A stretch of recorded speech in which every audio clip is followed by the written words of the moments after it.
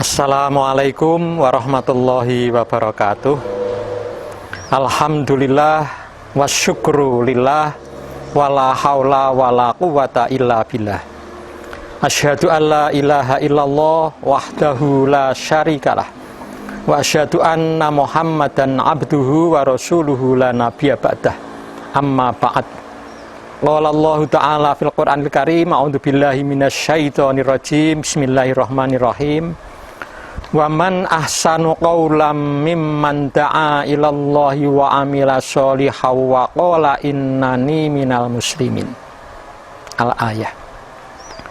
Bapak-bapak, ibu-ibu, saudara-saudara jamaah Al-Yutubiyah, khususnya pemirsa channel Kajianmu Magelang. Kali ini saya berada di SMP Muhammadiyah 1 Sawangan, satu dari 33 sekolah lanjutan tingkat pertama Muhammadiyah di Kabupaten Magelang.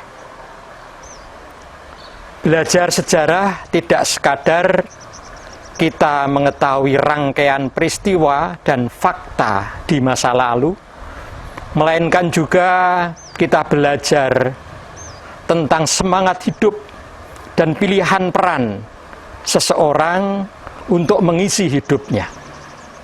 Oleh karena itu, belajar sejarah menjadikan kemudian kita belajar semangat hidup dan api perjuangan orang-orang masa lalu untuk kepentingan kita pada saat ini, serta meniti guna kehidupan yang lebih baik di masa depan. Sosok yang kali ini kita angkat adalah Kiai Haji Mas Mangsur, penggerak dari Surabaya, Jawa Timur. Beliau dikenal sebagai tokoh 4 serangkai bersama Insinyur Soekarno, Muhammad Hatta, serta Ki Hajar Dewantara. Ya, 4 tokoh inilah yang dipercaya oleh pemerintah Jepang pada waktu itu, tahun 42, untuk menjadi pimpinan Pusat Tenaga Rakyat Putra. Ya, kehidupan beliau memang tidak lama, hanya 49 tahun. Namun meskipun 49 tahun, perannya banyak sekali. Kali ini kita akan membicarakan 4 fakta sejarah tentang Kiai Haji Mas Mangsur. Yang pertama, beliau mendapatkan pendidikan yang terbaik pada masanya. Ya. Kiai Haji Mas Mangsur itu paduan antara bangsawan Madura. Bapaknya seorang Kiai Haji Mas Ahmad Marzuki, bangsawan Madura. Dan ibunya adalah Nyai Rodoh dari pesantren Wonokromo, Surabaya. Sehingga ya paduan yang menarik. Sejak kecil setelah belajar dari bapaknya, Kiai Haji Mas Ahmad Marzuki ini seorang imam masjid terkenal di Jawa Timur, yaitu Masjid Sunan Ampel, tokoh masyarakat pada waktu itu. Dan kemudian dididikkan oleh orang tuanya di pesantren di Bangkalan dengan Kiai Haji Khalil, sampai dengan mendapatkan ilmu banyak, dan sampai dengan wafat Kiai Khalil dari Bangkalan, Madura. Hanya kemudian oleh bapaknya dipanggil pulang, bersama bapaknya kemudian melaksanakan ibadah haji, masih kecil. Kemudian sampai di Makkah tidak pulang, dan langsung kemudian berguru di Makkah dengan Kiai Haji Mahfud At-Tarmasi, aslinya dari Termas tapi menjadi syekh di Mekah. Sampai lama dan mendapatkan banyak sekali ilmu. Dan kemudian sampai dengan peristiwa ada perang saudara di kerajaan Arab, akhirnya kemudian seluruh orang dari luar Arab Saudi yang ada di situ diminta untuk keluar. Nah, Kiai Haji Mas Mansur muda pada waktu itu kemudian pergi ke Mesir, ikut kuliah di Universitas Al-Azhar Mesir. Beliau kemudian mengikuti itu sampai dengan selesai. Sewaktu di Mesir, beliau mengetahui bahwa zaman itu banyak sekali orang-orang Mesir yang sedang memperjuangkan kemerdekaan. Selesai dari sana, kemudian sebagai anak yang cerdas kemudian minta, sudah cukup pendidikan di Al-Azhar, kemudian pulang. Ini fakta yang pertama. Fakta yang kedua, beliau mengamalkan ilmunya di Surabaya. Sampai di Surabaya, beliau kemudian karena mengetahui bahwa di Mesir pun sedang banyak sekali ikhtiar untuk bagaimana memerdekakan diri, seorang Mas Mansur muda akhirnya kemudian didekati oleh tokoh SI, Syarikat Islam pada waktu itu, yaitu Hos Cokro Aminoto. Bersama Cokro Aminoto kemudian masuk di SI. Nah, kemudian diskusinya menarik sekali, dan kemudian sampai dengan oleh Cokro Aminoto diberi kesempatan, baik, idenya apa? Akhirnya membuat lembaga tabligh namanya Tambihul Ghafilin. Bagus sekali itu. Kerjanya memang termasuk karena kompetensi Mas Mansur yang pada waktu itu memang tahu betul kaitannya dengan agama.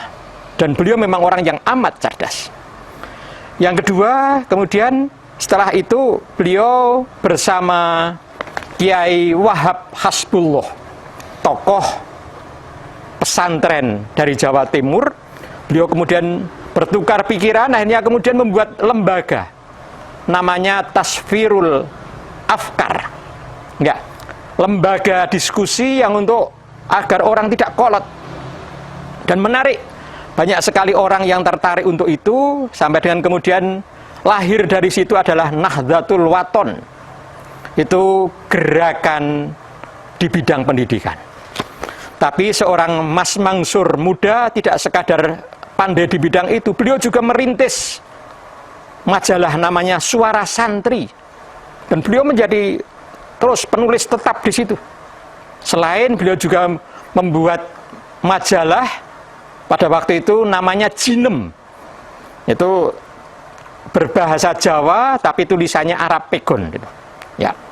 Sehingga tampak sekali bahwa Kiai Mas Mansur muda itu mengamalkan ilmunya di Surabaya dengan cara yang semacam itu. Kemudian fakta yang ketiga, beliau sebagai orang yang cerdas dan kegelisahan hidupnya, akhirnya pada tahun 1920 bertemulah beliau dengan seorang tokoh dari Yogyakarta, yaitu Kiai Haji Ahmad Dahlan. Sampai di Surabaya, kemudian apa yang menjadi kegelisahan Kiai Mas Mansur kemudian dikatakan, dijawab oleh Kiai Ahmad Dahlan, banyak hal. Sampai dengan keinginan Kiai Mas Mansur untuk akhirnya mengatakan, saya siap membantu Muhammadiyah. Karena semacam itu kemudian Kiai Haji Ahmad Dahlan menyebut, kita sudah mempunyai atau mendapatkan sapu kawat dari Jawa Timur. Sapu kawat untuk Kiai Mas Mansur ini. Ya, akhirnya setelah berkhidmat di Muhammadiyah, kemudian yang pertama sekali membentuk organisasi Muhammadiyah di Surabaya, dan beliau Kiai Haji Mas Mansur yang menjadi ketuanya. Tapi tidak sekadar itu. Untuk Jawa Timur, hanya beliau yang kemudian mencoba untuk mendirikan banyak, sehingga beliau juga dipercaya menjadi konsul Muhammadiyah Jawa Timur. Nah, perkembangan berikutnya, khidmatnya di Muhammadiyah terus berkembang, sampai dengan kemudian beliau pada tahun 1937, Kongres Muhammadiyah di Yogyakarta. Beliau tidak bisa mengelak. Muktamirin pada waktu itu meminta beliau untuk menjadi ketua Hofbestur Muhammadiyah, pimpinan pusat Muhammadiyah pada waktu itu. Beliau hanya tidak bisa mengelak, tapi beliau punya beberapa teman pemuda, termasuk yang dari Yogyakarta, yaitu Ki Bagus Hadikusumo. Beliau tarik, hanya kemudian ikut menjadi Hofbestur Muhammadiyah, pimpinan pusat Muhammadiyah, menjadi wakil ketua. Beliau membentuk itu, dan di Muhammadiyah beliau berani sekali, karena beliau memang orang yang cerdas serta ahli dalam bidang filsafat. Beliau kemudian berusaha, salah satunya ikhtiar untuk bagaimana agar Muhammadiyah dipahami oleh umat pada waktu itu, hanya membuat tafsir 12 langkah. Yang kemudian beliau terapkan itu tahun 1938 sampai dengan 1940. Ya. Ini khidmat Kiai Haji Mas Mansur di Muhammadiyah. Kemudian fakta yang keempat, memenuhi panggilan bangsanya. Kiai Mas Mansur yang memang idealis, berusaha melihat bangsa Indonesia pada waktu itu yang memang belum menjadi Indonesia, pra-Indonesia pada waktu itu, hanya kemudian bagaimana ikhtiar untuk mengubah masyarakatnya. Akhirnya kemudian beliau berusaha untuk itu. Menjelang tahun 40 beliau kemudian berusaha bersama Kiai Haji Hasyim Asy'ari, juga Kiai Haji Wahab Hasbullah, hanya mendirikan MIAI, Majelis Islam A'la Indonesia, sebuah konfederasi, sebuah lembaga yang di situ ormas Islam semua ada di situ. Beliau ikhtiarnya untuk itu karena panggilan bangsanya. Yang kedua, beliau karena memang orang dari PSII, SI, beliau kemudian berusaha untuk membuat, menjelang tahun 40 itu membuat PII, Partai Islam Indonesia, semacam pecahan dari PSII pada waktu itu, bersama tokoh-tokoh PSII.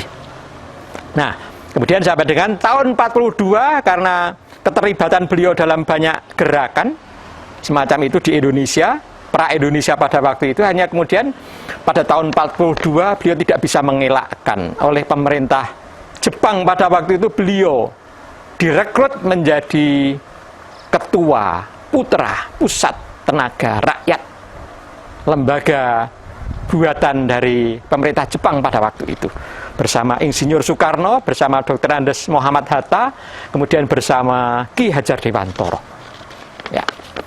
Kemudian fakta yang kelima, sebagai tokoh 4 serangkai. Ya, menarik tokoh 4 serangkai ini. Ada 4 tokoh dengan 4 latar belakang, juga 4 kompetensi yang memang berbeda-beda, 4 latar yang berbeda. Ya. Insinyur Soekarno, seperti kita ketahui, ya, seorang nasionalis, beliau semacam itu. Kemudian Muhammad Hatta, nasionalis dan dari luar Jawa, beliau dari Minangkabau. Kemudian Ki Hajar Dewantoro mewakili Jawa dengan gerakan Jawa. Dan kemudian yang keempat, Ki Haji Mas Mansur, beliau mewakili Islam pada waktu itu. Islam pada waktu itu yang cukup vokal untuk menyuarakan aspirasi Islam, Muslim pada waktu itu. Hanya kemudian keempat-empatnya ini berusaha untuk menyiapkan kemerdekaan Indonesia pada waktu itu dari pemerintah Jepang lewat lembaga putra Pusat Tenaga Rakyat. Kemudian fakta yang keenam, beliau wafat dalam tahanan Jepang. Usia Kiai Haji Mas Mansur tidak lama, hanya 49 tahun. 49 tahun, beliau dengan peran yang banyak sekali itu. Nah, tapi kondisi kesehatan beliau memang tidak demikian fit. Maka kemudian beliau berusaha sekuat tenaga, beberapa jabatan akhirnya kemudian beliau berikan, percayakan kepada Ki Bagus Hadikusumo. Nah, sewaktu beliau pulang ke Surabaya, ketika pada waktu itu ada pasukan Belanda yang mengikuti nikah untuk membonceng sekutu.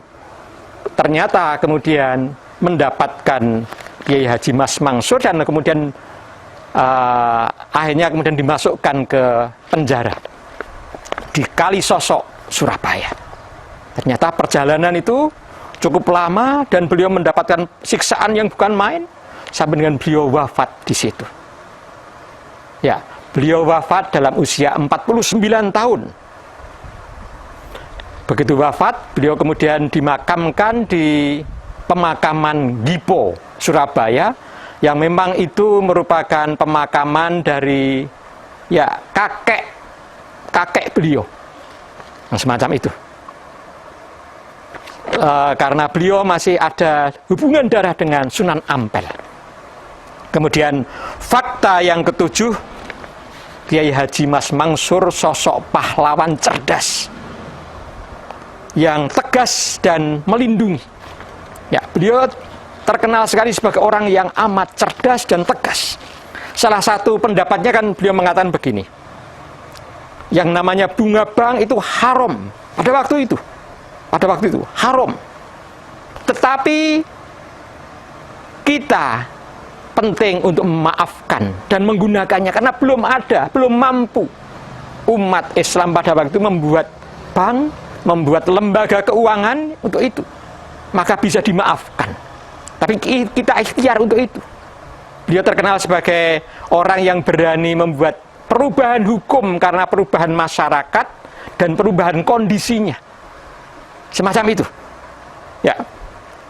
Beliau mengatakan bahwa sebaiknya memang orang-orang Islam itu tanpa mazhab. Langsung kepada Al-Quran dan Al-Hadits. Beliau katakan semacam itu. Ya. Beliau selain itu kemudian aktif juga di BPUPKI, sehingga beliau kemudian mendapatkan gelar pahlawan kemerdekaan. Beliau mempunyai 2 istri. Istri yang pertama namanya Siti Zakiyah dan istri yang kedua bernama Halimah. Ya, anak turun beliau relatif berada di Surabaya. Demikian intinya kita mengetahui salah seorang tokoh Muhammadiyah hebat, yaitu Kiai Haji Mas Mansur dari Surabaya, yang kemudian sampai tingkat nasional, dan semoga kita bisa mengambil hikmah dari perjalanan hidup beliau.